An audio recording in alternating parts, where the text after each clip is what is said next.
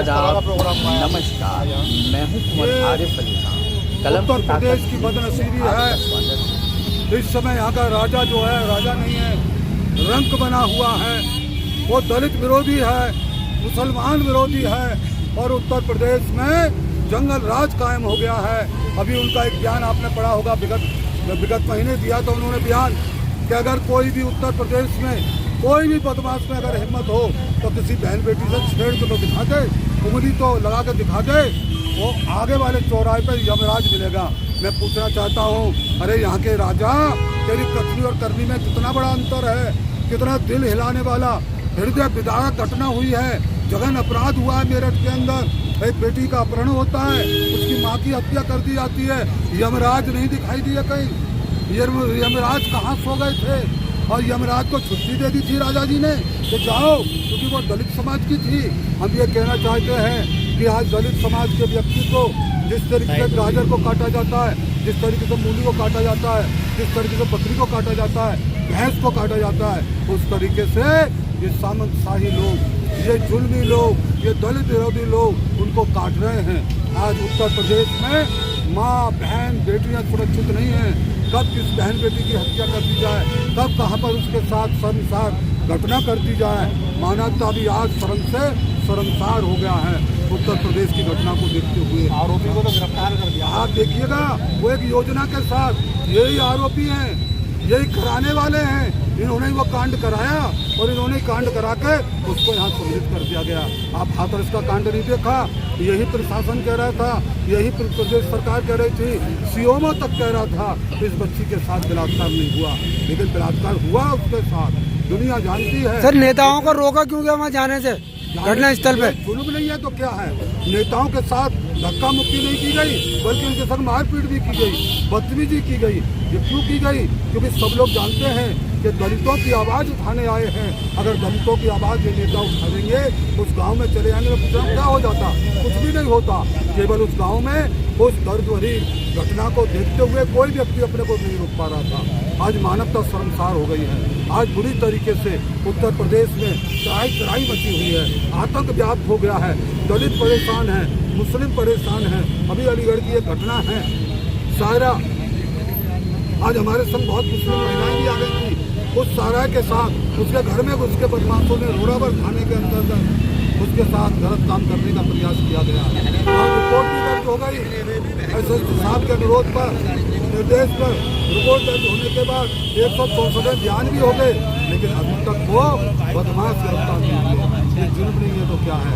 आज वो मुसलमान महिला नहीं होती, ये दलित महिला नहीं होती, पुलिस के लोग हैं, इन्हें स्पष्ट निर्देश दे रखते हैं। अगर इन कौम के साथ जुल्म होता है, बिल्कुल मदद मत करो। और अगर इन कौम के साथ जुल्म होता है, सामंतशाही लोगों के साथ जुल्म होता है, मनुवादियों के साथ जुल्म होता है, तो बुलडोजर चला दो। ये जुल्म नहीं है तो क्या है? आज आपने कुछ ज्ञापन वगैरह दिया? अभी हमने जो है राष्ट्रपति महोदय के नाम ज्ञापन दिया है। दिल दहलाने वाली जो घटना हुई है, इसको उत्तर प्रदेश ही पूरा नहीं झकझोर दिया गया, पूरा हिंदुस्तान में हाहाकार। उसको लेते हुए हमने ज्ञापन दिया है, 50 लाख रुपए की मांग की है। उस पीड़ित परिवार को 50 लाख रुपए का मुआवजा दिया जाए, उस पीड़ित परिवार की सुरक्षा प्रदान की जाए, उस पीड़ित परिवार का हर तरीके से मदद किया जाए। ये और बिजनौर के अंदर भी एक दलित समाज का क्या कसूर था? उस बच्चे का, वो दलित था, उसका दलित होना अपराध था, उसको जूतों से मारा गया, उसको अपमानित किया गया, वाल्मीकि समाज का था। क्या उसने गुनाह किया? मैं पूछ रहा हूँ। दलित था इसलिए उसे कौन मार रहे थे? योगी जी के लाडले लोग, योगी जी के समर्थक लोग, योगी जी को सहयोग करने वाले लोग मार रहे थे। तो ये जुल्म है, अत्याचार है, और इन सब अत्याचारों के खिलाफ स्वराज जीवन और अलीगढ़ का जो हिंदू मुस्लिम सिक्काई है, यहाँ कोई वाल्मीकि नहीं है, यहाँ कोई जाटव नहीं है, यहाँ हर 36 बिरादरी के लोग हैं, यहाँ मुसलमान भी हैं, यहाँ ब्राह्मण भी हैं, यहाँ ठाकुर भी हैं, हर जाति धर्म के लोग हैं। एक गांव और है, अभी वो लोधा के अंदर गांव है, बड़ौरा गांव है, बड़ौरा गांव के अंदर वाल्मीकि की जमीन पर कब्जा कर दिया। यार कमाल कर दिया। जिलाधिकारी बहुत ईमानदार है, एसएसपी बहुत ईमानदार है। आज तक इसको जमीन नहीं दी जा रही। क्यों नहीं दी जा रही? बाप दादों की कदीम जमीन है हमारी, हमारे बाप दादे सकल दादे जब भारत की आज़ादी से पहले हम लोग उस पर काबिज थे, आज भी काबिज है।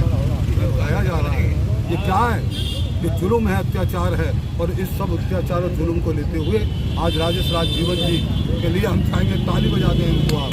स्वराज जीवन जिंदाबाद, जिंदाबाद जिंदाबाद, राजेश भैया जिंदाबाद, जिंदाबाद जिंदाबाद। जो तमाम लोग हिंदू मुस्लिम सिख ईसाई 36 बिरादरी के लोग राजेश राज जीवन के आह्वान पर आज सैकड़ों की संख्या में आज सड़क पर आए हैं। मैं सलूट करता हूँ तमाम माँ बहन बेटियों को, नौजवानों को, बुजुर्गों को।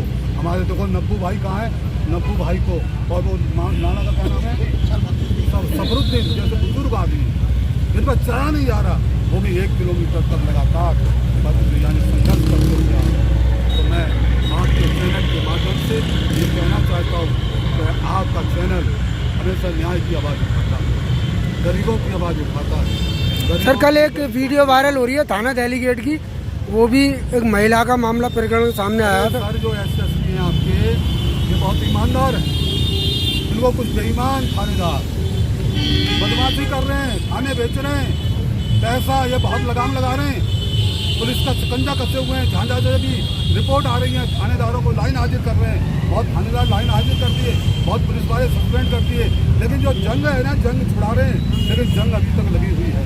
ये थानेदार जो बैठे हैं, ये थानों को बेच रहे हैं, और एसएसपी ईमानदार है उसको बदनाम कर रहे हैं। हम पूरी तरीके से एसएसपी के साथ हैं, हम डीएम के साथ हैं, क्योंकि अलीगढ़ का सौभाग्य है कि अच्छे अधिकारी हैं। स्वराज जीवन ने हमेशा अच्छे अधिकारियों का सम्मान किया, और यही कारण है कि आज हमने उग्र प्रदर्शन नहीं किया, क्योंकि हमें मालूम है जो अलीगढ़ सुरक्षित हाथों में है, लेकिन सुरक्षित हाथों में जो है थानेदार बेच रहे हैं। कप्तान साहब देखिए, आपके नाम को बदनाम कर रहे हैं।